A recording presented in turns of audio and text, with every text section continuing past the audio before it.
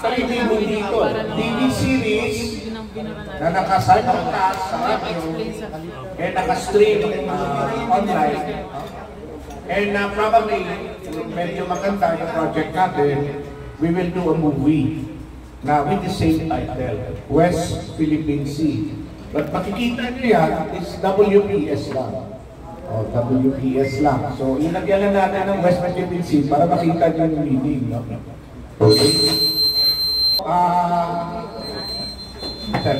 Give you a small background about this particular TV, radio, and online. This is not a commercial project.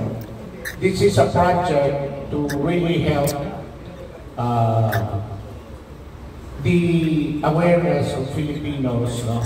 Gusto namin pukawin yung tinatawag na nationalism and patriotism sa issue ng West Philippine Sea na actually sa totoo lang atin yan.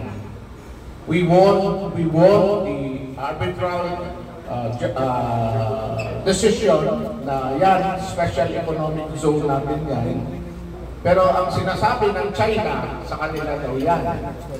Nagsimula sila sa 9-dash line, nagiging 10-dash line, and I don't know how many dashes na later on. Magandang araw sa inyo. Mukhang ngayon pa lang, ang gera na, simula na. Dapat relax lang po. Kung ayaw natin ang gera, alima lang, simulan natin ngayon. Roll po, sir. Roll daw. Roll. Ay, roll. Ako po dito si isa po akong spy sa movie mo. At post po ako ng hawak ako ng isang general. Ayun. Hello, good afternoon. Dito sa Mga names. hi, I'm Abby Forbes, and dito sa movie na WPS, magiging role ko is something different. It's a new role para sa akin because I will be a black belter dito. So, may mga actions kayong makikita dito sa ating series. And at the same time, meron dito kasi na mangyayari ng twist na parang bigla akong magiging AI dito.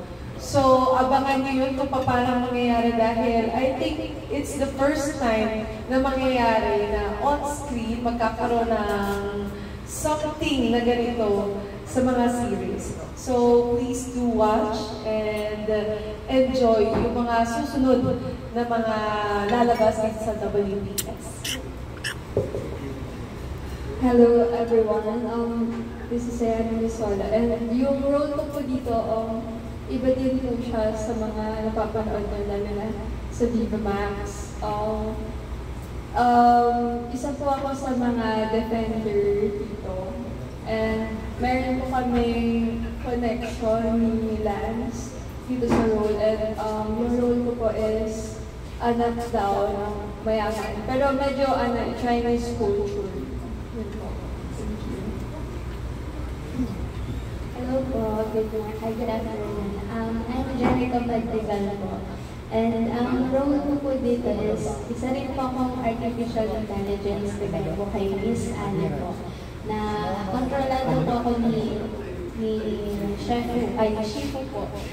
Ni Shifu po. Tapos kontrolado ko rin po yung mga online government po.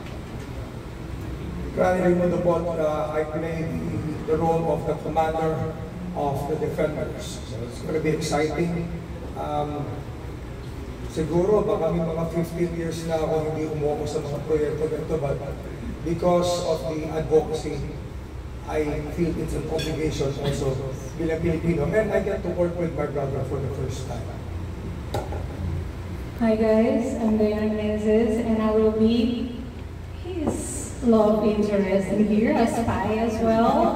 My name here will be Arya. So, abangan nyo, dahil usually, sanay na kayo makita kung pwede na very di ba? Pero dito iba naman. So, excited ako magpakita ng ganito and excited din ako maging partner sa advocacy project kasi yan ang maganda. Kailangan natin ng awareness dito sa ating bansa.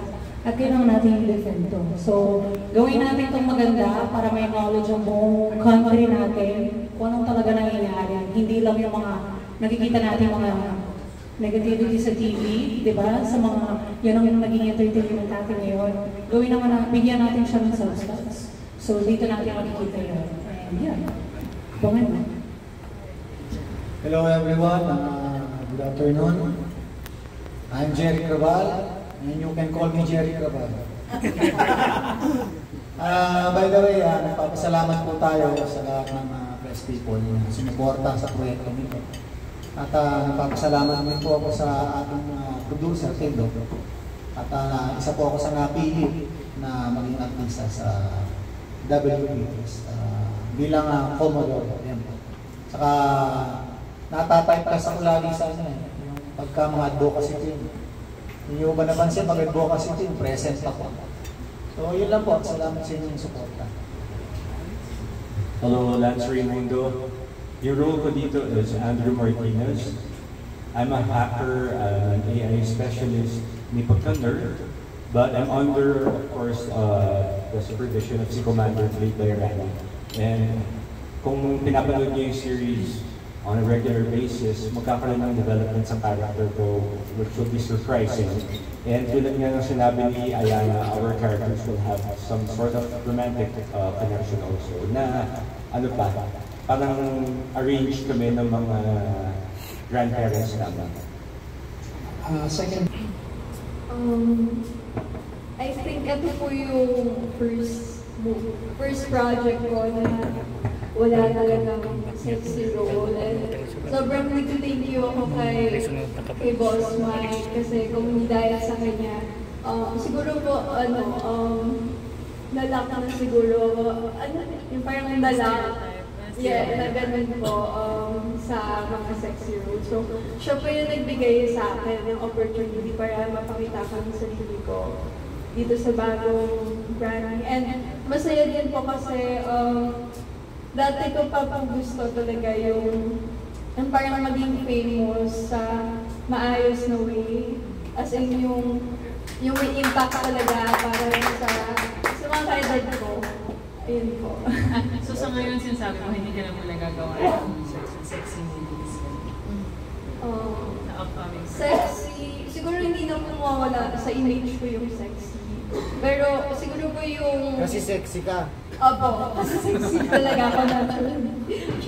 Pero yung yung nude, ayun po, hindi na siguro. Thank you, congratulations. Hello po, good afternoon. Congratulations sa new project. This is a new project na kakaiba, may kabuluhan. I just want to ask yung mga girl cast natin. Tanong ka lang, parang almost all of you, comeback movie nyo to di ba? Sila Diana, sila Ali Forbes. And why did you accept the project? And kayo ba familiar kayo at what happening sa West Philippine Sea? Or kailangan nyo mag-research para mas magampanan nyo yung role nyo dito? Ali?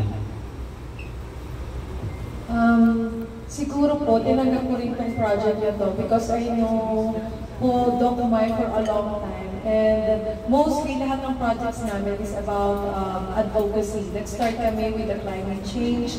And then hanggang tuloy-tuloy po. Ang dami kasi, iba si Doc Mike po Mostly ng mga projects niya, para po talaga sa Pilipino, awareness po siya. So nung sinabi niya sa akin na it's about West Philippine Sea, na tayong mga Pilipino, kailangan lumaban tayo at huwag tayo mapapaapi. And he's thinking of a series na gagawin para doon, hindi na po ako nag-hesitate. Parang sabi ko rin, as a beauty queen din, parang ito yung time na we should stand up on our own. Huwag tayong, siguro in our small little way as an artist, ito yung pag-support namin sa laban ng mga Pilipino. Di ba po? And I'm really honored to be part of this project po na West Philippine Sea. Doon naman po sa sinasabi kong kailangan po namin mag-research about kung ano pa ang nangyayari. Yes po. Kasi siguro yung nakikita po natin sa news na everyday na minsan may nangyayari, may nagbabarilan, may napupulan ng kamay, merong nagbabangga ang mga boats. Siguro yun lang po ay ilan lamang sa mga totoong nangyayari. So with this project po, with the research po ng aming sa team po, siguro mas mapapakita namin kung ano ba talaga ang nangyayari sa mga tropa natin doon na nangangailangan po ng suporta natin. Kasi napakahirap po na nasa gitna ka ng karagatan, tapos nakikipaglaban ka. Pero pagka nalaman mo na may mga Pilipino, may mga katulad po natin ng mga artists, na kahit pa paano gumagawa ng little ways mo para mapalakas ang loob nyo. Di ba, sino pa naman po ang tatanggi sa mga ganitong project? So, thank you po. Thank you, Ayana. Pwede po. Did you research, kumbaga, are you familiar ka ba dito sa nangyayaring West Philippine Sea? And nagre-research ka ba para mas magampanan mo yung role mo? Siguro lahat naman po tayo aware sa nangyayari ngayon sa West Philippine Sea. Pero kagaya nga po sinabi ni Boss Mike na parang hindi lahat, yung parang may mga untold na kwento, hindi lahat sinasabi sa media. So, para sa akin, sobrang okay ng opportunity talaga na maging part ng project na to kasi po diba series siya. So, habang nag-e-air yung teleserye, siguro nagiging awake din yung mga kababayan natin na nanonood. Kahit sabihin natin na fiction siya, parang namumuna talaga yung mata nila sa totoong nangyayari sa Philippines. Thank you. Sa akin po, kailangan po talaga mag-research po talaga kasi isa po akong AI dito. So, kailangan po, marunong po akong alam tungkol dun sa kung ano po yung nangyayari talaga. And kailangan, malaking opportunity rin po dun sa akin kasi mas ma-open po yung mind ko kung ano po yung talaga yung totoong nangyayari sa Philippines and sa China. Yun po. Thank you. Diane, when was the last time you did a movie? I'm still shooting a movie. Series 2. A movie namin ni Lance. We're still shooting. We're finishing the movie very soon. I don't know if you consider it's a comeback. Sa title pa lang, na-excite na ako, West Philippine Sea. Nung narinig ko yan, sabi ko, ay, maganda to. Title pa lang. Tapos, of course, sa lahat ng roles na magagawa natin, kailangan natin mag-research ng matindi. Kasi, hindi siya pareho na kahit sino kaya gawin yun, di ba? So, kailangan talaga mag-research. If you're gonna be a lawyer, you have to research on your role or a doctor. So, dito, for sure, matinding research na yung gagawin namin lahat, kahit may konting kaalaman na kami tungkol dito. Pero, importante naman ay may bigay natin ng impormasyon sa mga Pilipino na tama, na may puso, hindi lang yung puro balita na nakikita natin. Humanize din natin yung mga tao na nandun, kung ano nangyayari. They also have feelings, they also have love. Right? And yeah, if you consider that a comeback movie, I'm thankful, or a comeback series, I'm thankful and grateful. And gawin namin yung best namin na pwede namin ibigay sa mga Pinoy. Kasi ang point dito is for us to defend our country. And I will consider myself a Filipino while doing this. Thank you, Diana. Congratulations, everyone.